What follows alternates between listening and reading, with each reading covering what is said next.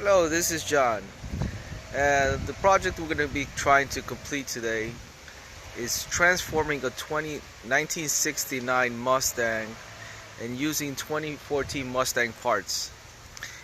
As you can see, what I did is I bought a 1969 Mustang that somebody was trying to restore. They unfortunately looked like they sandblasted it and dented it all over the place, so the fender's dented, hood's dented, doors are dented. The plus side is that they already did all the work of stripping the car. So since I'm going to be transforming it, a lot of these parts I'm not going to be using. The fenders are a little expensive, so I decided I'm going to refurbish these again. And the doors have rust and in multiple places on the bottom and badly done bodywork as well as the dents. So I didn't think it's going to be feasible to actually try to fix the door skins. So I've ordered replacement ones on eBay. Normally you can get them about $140 a skin. I was able to get both skins for a deal for $200 for the pair. Additionally, some of the initial problems. Hold on for a second. Let me get this open for you. Okay. So as you can see, the person that sold me looks like was starting to do some work on it, including suspension work. A couple of the bushings have been changed. The battery tray looks new, and he freshened up the hood plate. Now this is the 2014 donation car.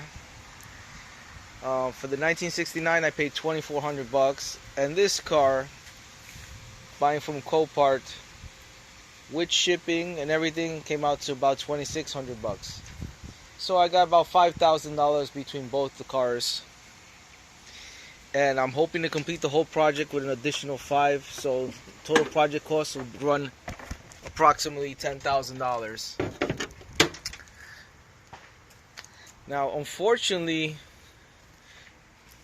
I thought the damage was limited just to the roof, but once I opened up here, I could see the frame is a little bit in here, but both the towers seem to be fine. I measured here and I compared it to one of my other Mustangs, and the distance is the same. So the towers look like they're fine.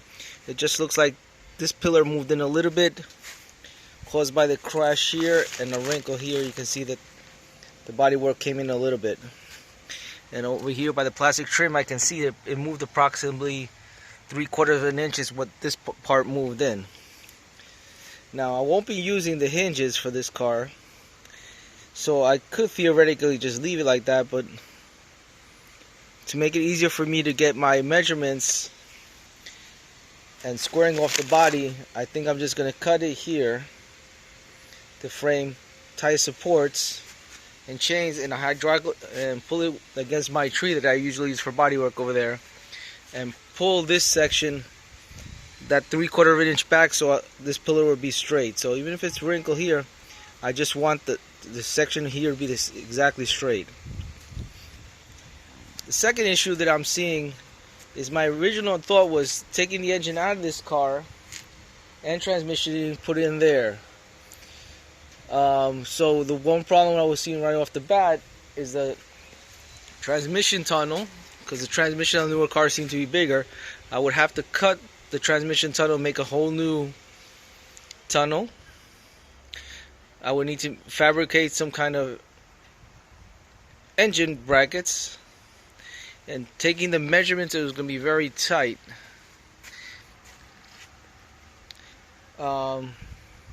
Second idea was if I have a new engine, I would have to upgrade the suspension, the steering, and just the suspension, front suspension or modern suspension that you can weld from the bottom, was about $1,700.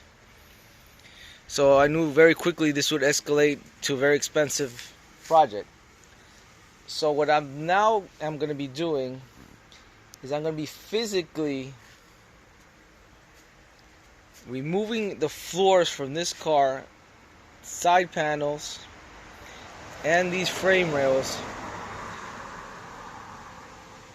and taking that body, cutting the floor from that, the firewall from this down.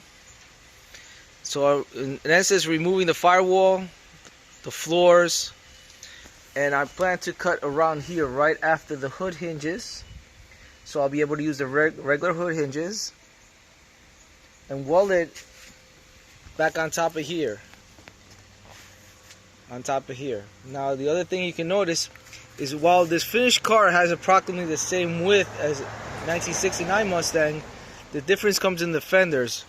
On newer cars, the fender is very thin here and wide down there. So these rails are very far apart. On the 1969 Mustang, the rails are a lot closer in. They make a giant bend for the fender and then down, with all that space actually being empty. So my idea is I'll start from here, weld on tack weld a square pipe,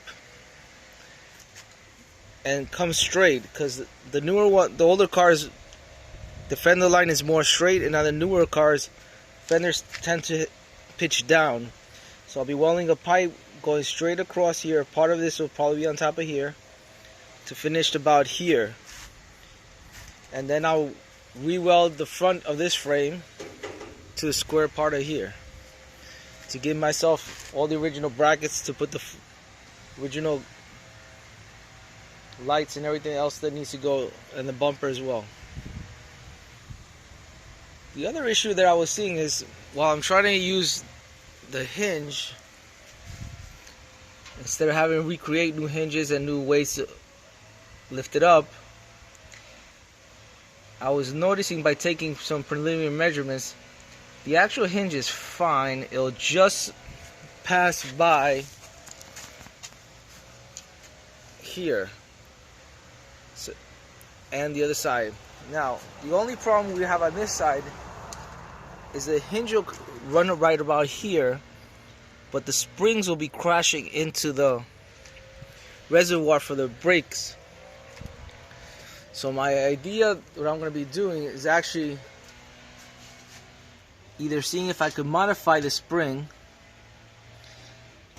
bending this backwards and somehow putting the spring on this side, or cutting it completely off, removing the springs, and just use a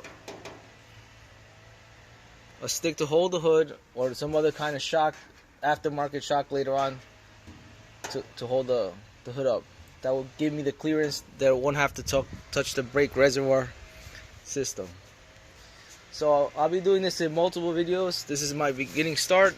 I already took off some of the fenders, the headlights, and one of the advantages of having this, I should get some money back by selling the headlights.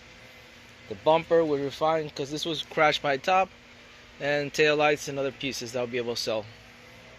But for the most part, we're going to be using everything you see here is going to be installed in that car,